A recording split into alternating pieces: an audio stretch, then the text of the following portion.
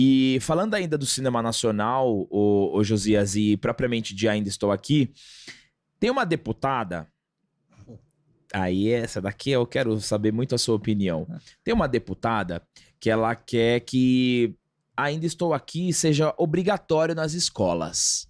Assim, a gente já gravou sobre isso, já demos a nossa opinião, e eu acho super válido, tá? E super produtivo em aulas na escola, aula de filosofia, aula de geografia, aula de história, você inserir cinema, você inserir filme. Eu cresci com isso na minha escola, o professor levando a gente no cinema para ver filmes. Eu lembro de ter visto Carlota Joaquina com a escola, Central do Brasil com a escola, Twister com a escola, Vulcano com a escola. E aí você tem a obrigação, porque até então não é obrigatório. O professor passa, se ele quiser colocar na grade dele um filme, galera, vamos assistir um filme e depois vamos resenhar sobre um textinho, uma redação. Agora você vai tornar obrigatório Ainda Estou Aqui no cinema, e é uma lei que vem do PT. E a escola que não passar será penalizada, tá?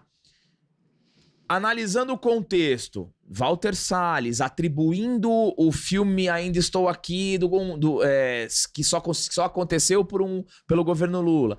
Vem uma deputada do PT querendo instituir o Ainda Estou Aqui como pauta obrigatória nas escolas. É difícil a gente não pensar, né, em uma possível manipulação ou até um tipo de doutrinação nas escolas, né, usando o filme.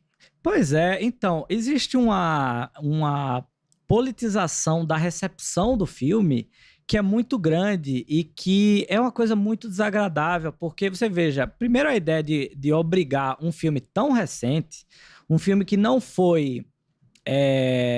que ainda não teve um tempo para se entender o que ele para se ter uma recepção crítica que ainda, assim, que realmente compreenda o filme na sua dimensão, porque às vezes um filme parece ser muito relevante quando ele é lançado e depois ele parece ser menos relevante.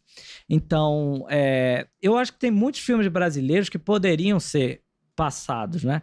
E se é para ser um filme obrigatório nas escolas, eu diria que deveria ser O Corpo Ardente, de Walter Hugo Cury, que é um lindo filme, um filme excepcional e um filme que não tem nada de político, pela questão artística mesmo. Foi, inclusive, elogiado muito por Clarice Lispector, etc. Então, tem muito do cinema brasileiro. Então, o que acontece é o seguinte, a esquerda, ela fez toda uma visão da arte brasileira que é guiada pela ideologia. Então, por exemplo, eles colocaram a cultura brasileira para exportação, aquela música popular que foi, como eu já falei aqui, que foi feita contra a ditadura. O maior exemplo é Caetano Veloso. Então, Caetano Veloso é realmente a cultura brasileira. E Gilberto Gil. Então, e teve um momento em que isso chegou ao seu auge, que foi no momento em que Gilberto Gil, na sede da ONU, cantou com Kofi Annan, que era o secretário-geral da ONU, tocando no atabaque para ele cantar. Então, isso aí mostrou mesmo o que se tornou a cultura brasileira para exportação. Infelizmente, é uma visão ideológica, porque isso não é o que existe melhor na cultura brasileira. Você vê, isso aconteceu no cinema brasileiro também. Então, Glauber Rocha, por exemplo, por ser de esquerda, e por ter feito uma obra que tem um caráter assim engajado, ele foi colocado como o melhor cineasta brasileiro, só que ele não é o maior cineasta brasileiro, nem de longe. Eu tenho 10 ou 15 maiores ou 20 maiores cineastas brasileiros do que Glauber Rocha. Inclusive Walter Hugo Cury, que é esse que eu citei, que o espectador não está lembrando ainda. Ia ser a famosa cena do auge da hegemonia da esquerda, né, quando a Tropicália virou cultura oficial para exportação. Já era antes, mas aí é o auge, né? Então, eles veem toda uma visão da cultura brasileira por critérios ideológicos. Mas existe um cineasta que se chama Walter Hugo Cury. O espectador provavelmente não está relacionando o nome à pessoa, mas eu vou fazer ele relacionar.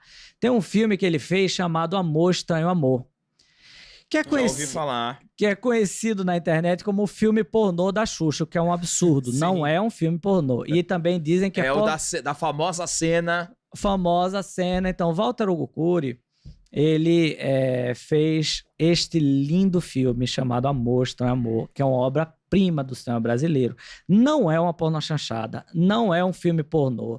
Tem Vera Fischer, Tarcísio Meira não ia entrar no filme pornô, né? Xuxa entrou nesse filme porque o seu namorado da época, Pelé, a recomendou para Walter Hugo Cury, que era um gênio do cinema, não é do cinema brasileiro, é do cinema mundial.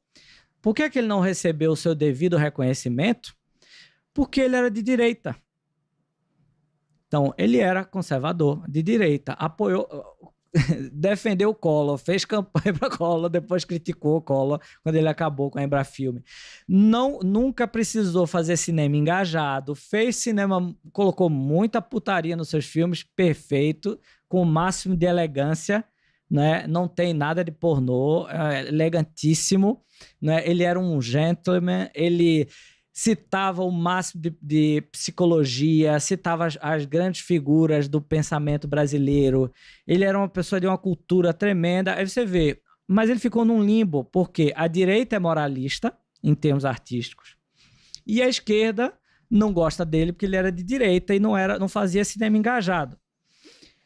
Então, você vê o problema que é a ideologização dessas questões artísticas. Você vê, as obras de arte são uma imagem do mistério, do universo. É isso que eles são no final das contas. E você vê, olha a história desse filme, lindo filme chamado Amor, Estranho Amor.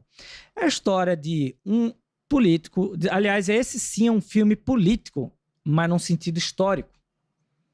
É o filme mais político do cinema brasileiro, porque é o seguinte, antes da Revolução de 30, tinha um político que era o político mais influente de São Paulo e também do Brasil, que São Paulo mandava no Brasil naquela época, e ele criou um harém para ele próprio para fazer política.